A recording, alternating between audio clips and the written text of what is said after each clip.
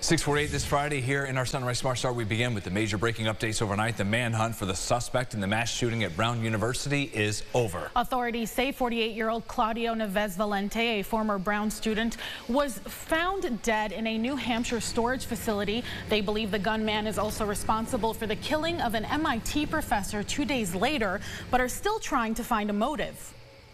We're still investigating the motive in this case and trying to, because like I said, he was very careful in his communications, and we just don't have any information right now to answer that question. But when we get that information, we will share it.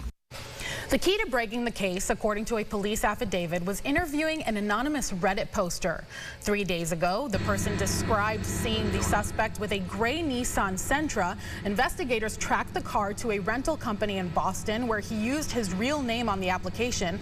Authorities also discovered the suspect's storage unit in Salem, where his body was found. Happening today, sentencing for the man who killed a longtime Rochester corner store owner. Back in March, first responders found the owner of Sana Food Market, 30-year-old Elise Saleh, behind the counter with gunshot wounds. He was rushed to the hospital but died the next day. Investigators say 48-year-old Tony Brown wanted revenge on a store employee for a previous conflict, so Brown went to the store and shot Saleh. Brown pleaded guilty to manslaughter in October. Sentencing begins at 9:30. An update here. Federal prosecutors in Rochester call it a day of reckoning this week. A major player in a large drug operation and violent gang turf war learned he will spend the next 2 decades plus in prison. 41-year-old Brandon Washington, who also went as BMAG, pleaded guilty earlier this year to drug trafficking and weapons charges. He brought Kelvin Vickers to Rochester from Boston to carry out acts of violence and homicides against rival gang members in 2022.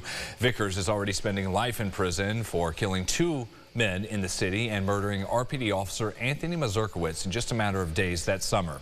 Washington is the only defendant involved in all of this to apologize to the widow of that fallen hero.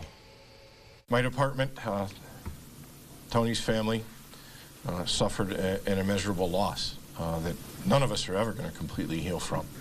This helps. But it's never going to completely go away. We don't heal. We move on, and we keep him close. His stocking's still hung. Everything's the same, and that's just how I have to deal with it. Prosecutors say this does not cure Rochester's drug problem, but they were able to break up 2 massive operations that wreaked so much havoc throughout the city and changed so many lives.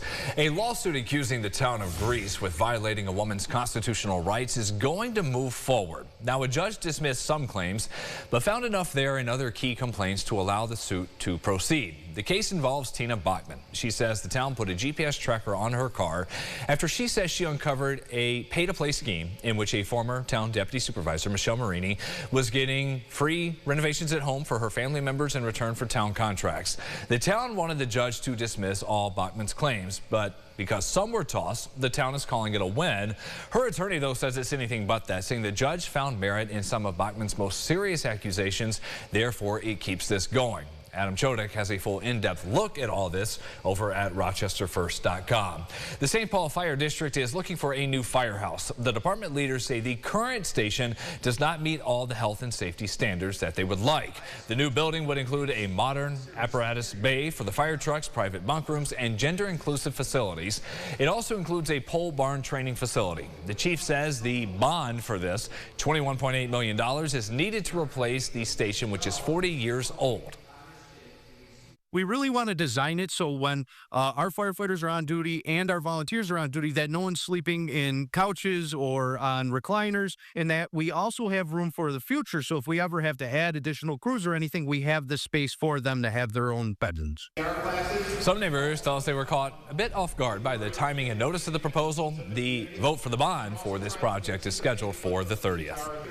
Instacart has reached a $60 million settlement with the Federal Trade Commission over allegations the company engaged in deceptive marketing and billing practices. The FTC says the shopping and delivery service has agreed to refund affected customers. In a statement, Instacart says it flatly denies the claims of wrongdoing, adding the settlement allows the company to, quote, move forward and remain focused on delivering value.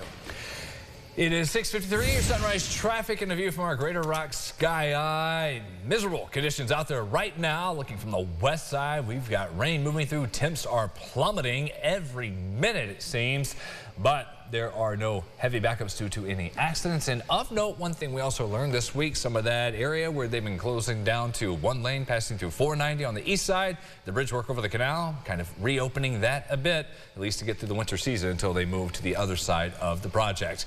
A Rochester content creator is using social media to spotlight the city she loves. This week on Behind the Curtain, Gio Battaglia sits down with Hope, known as Rock the City with Hope.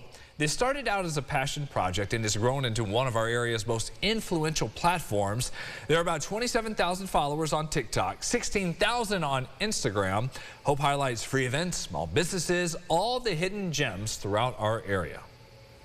What really happened is during COVID is when my account started to take off. When people could not travel, they were forced to fall in love with their hometown and be outside if they wanted to go do anything. So since then, it's definitely snowballed into something huge.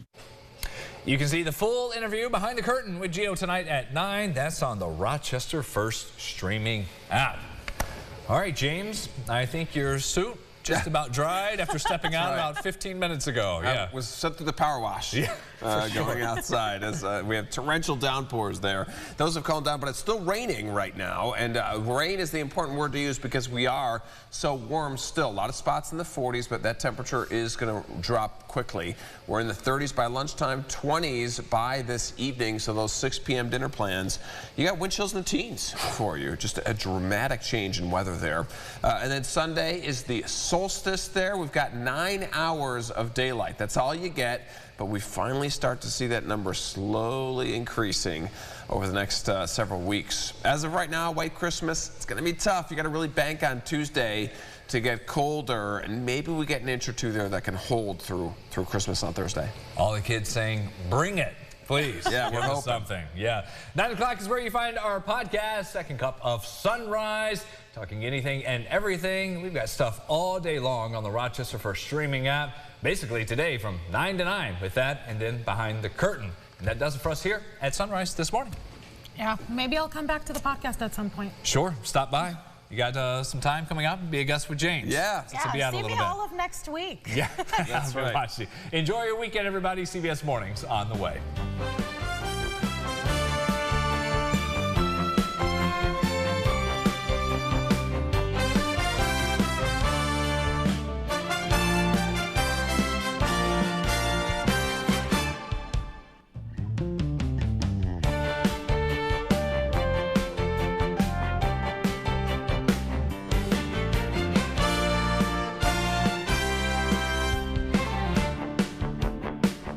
Follow News 8 wherever you are on RochesterFirst.com, Facebook, X, and on our app for news and weather.